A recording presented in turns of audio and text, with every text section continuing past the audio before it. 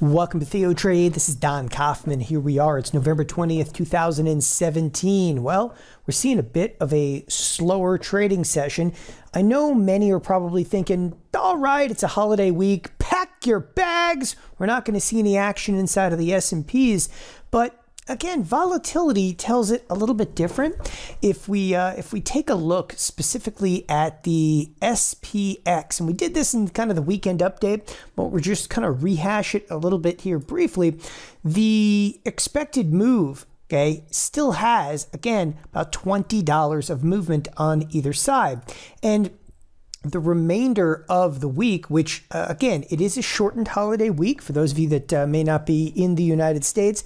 Thursday markets are closed, of course, for the Thanksgiving holiday. Friday, the market is open, but for a half a trading session. So we do have an expiration that happens on Friday. We're still looking at about $15 of movement between now and ultimately Friday. And if there's going to be action this week, which again, we're looking for $15 of movement, either higher or lower. I think if there's going to be action this week, it happens on Tuesday, which is, of course, tomorrow, or Wednesday, ultimately in the morning. Again, Wednesday afternoon, that's when everybody really does start to pack the bags and head to family, maybe? I don't know. With that, you know, $15 of movement is still fairly considerable, given the fact that, again, we don't have a whole lot of time, if you will, left in the week. Nevertheless, I'm going to use some of this holiday trade to make a few more points about markets in general right now, and specifically the bond market, and why I keep discussing bonds and how pivotal the bond trade happens to ultimately be. So quite often, you know, we look at some of the bond charts over here, a whole lot of volatility obviously playing into the bonds lately, as again depicted by what you're seeing inside some of the movement. But I think to really describe some of the movement in the bonds, again, on the weekend update, you know, I was talking a little bit about movement in the yield curve. Well, I set it up so I can show you. So we're going to look at symbol FVX.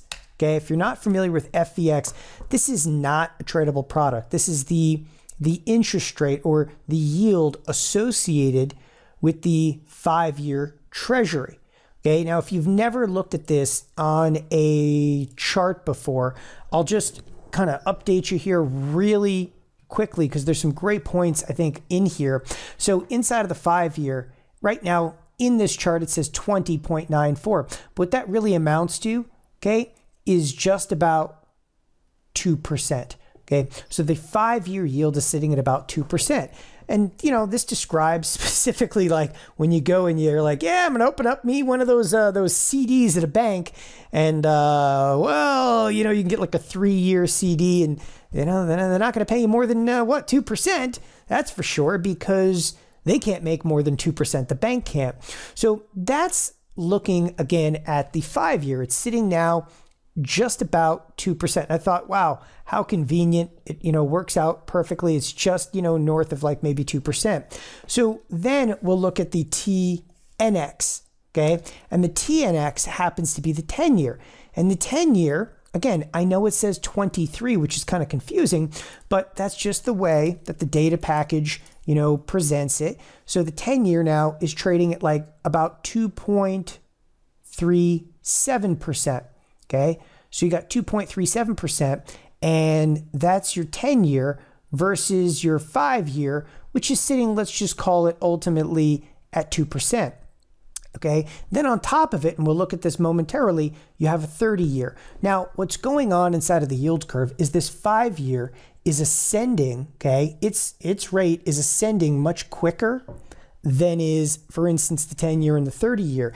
And that is really what we kind of call the yield curve itself flattening out. So let's look at this in context of all three of them, okay, combined on one chart. And again, we can also pull up what's called, you know, TYX, which is the 30-year, and the 30-year is about 2.8%. So you're looking at 2%, you know, right around like that 2.3% and about what? You know, 2.8%. And think about the difference in time that we're talking about. You know, we're looking at a 5-year versus a 10-year versus the 30-year. So there's not much difference. They're all still in, the 2% kind of realm. And again, if you want a little bit more duration to see on these, if you pull up FVX and just take a look at FVX for a second, okay, this thing just came from 1.6% and skyrocketing now, okay, to 2%. As I was saying, though, I built kind of a comparison chart under a style, all right? So I've loaded up their FVX, and then I'll go fish out what I call my rate comparison. And what the rate comparison has done is this is on a percentage basis. These are not the interest rates, but what this percentage comparison has done, it's showing you, okay, that, and right up here, that happens to be the 5-year. Again, then we have, this is the 10-year, and then ultimately the 30-year, and you can see the big divergence in here.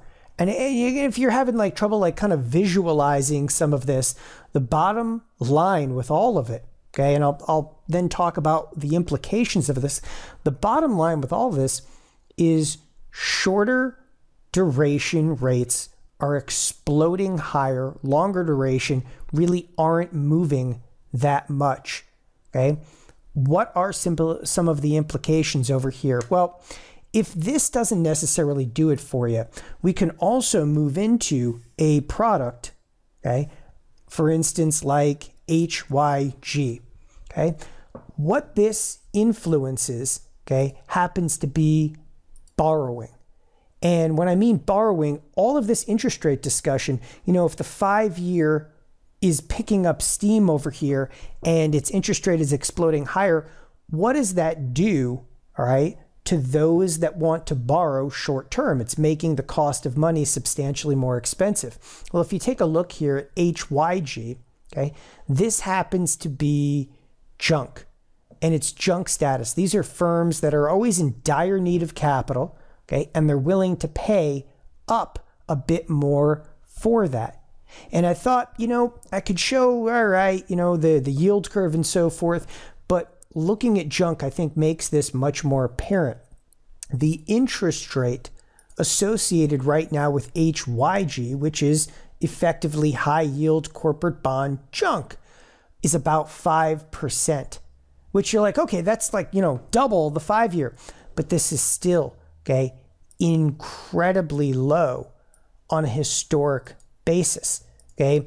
Junk, I mean, you get companies that are capable of borrowing money right now for next to nothing, okay? And one of the things that we've seen in just the recent trading weeks is the junk started to sell off. Now, as HYG itself goes down, the interest rate associated would take off. The actual percentage interest rate could take off to the upside. This would be absolutely dire for many, many firms. An example, somebody like Tesla, okay? Tesla, which does not have a top-notch credit rating, they're borrowing at these junk rates, okay? One of the reasons, okay, that Tesla has been relatively successful in recent years is the cost of carrying their debt is quite negligible. In just the coming weeks, like let's forget about months over here. Look at the coming weeks. We want to look and we want to see if products like HYG, yeah, it caught a little bit of a bid back. Is this product going to dive down? And very specifically, watch the 86 level inside of HYG. This is a line in the sand. Of course, you can see it over a 9-month chart, but this is kind of awe-inspiring when you start to look at like a 3-year daily in here and you realize how far this product has come. A break under 86, then it's a clean shot, possibly all the way down even into the 82 level, which would take the associated interest rates up quite substantially. Okay, at that point, I really think if you start to see junk breaking under 86, that's when trade is going to get really nervous and possibly go after companies like Tesla, beating them to a pulp, realizing that they're going to have to pay higher interest rates. Again, the yield curve affects everybody. Okay, yes, I'm using this particular example inside of junk, but as the yield curve, and again, we looked at that 5-year, as that yield curve starts to flatten, short duration, okay, borrowing becomes incredibly more expensive. Not to mention, there's always firms that are continually rolling over the debt. Now, the easiest way to kind of think about this, even firms like Apple, all right? And what's Apple done? Apple has done a tremendous number of bond offerings. As that short-term, okay, interest rate starts to come up, are they as likely to go out, okay, and to use bond offerings? They take the cash from the bond offerings, and then what do? Purchase their own stock. Do you really think that you would see, okay, broad-based stock buybacks in a rising interest rate environment? And that's one of the things you really want to kind of, the big take home over here. Again, sometimes, here at TheoTrade, we'll look at the markets, we'll look at individual products over here, right? We'll look at setups for trades. But this is, again, looking at the broader market and the structure and the impact, literally, of interest rates.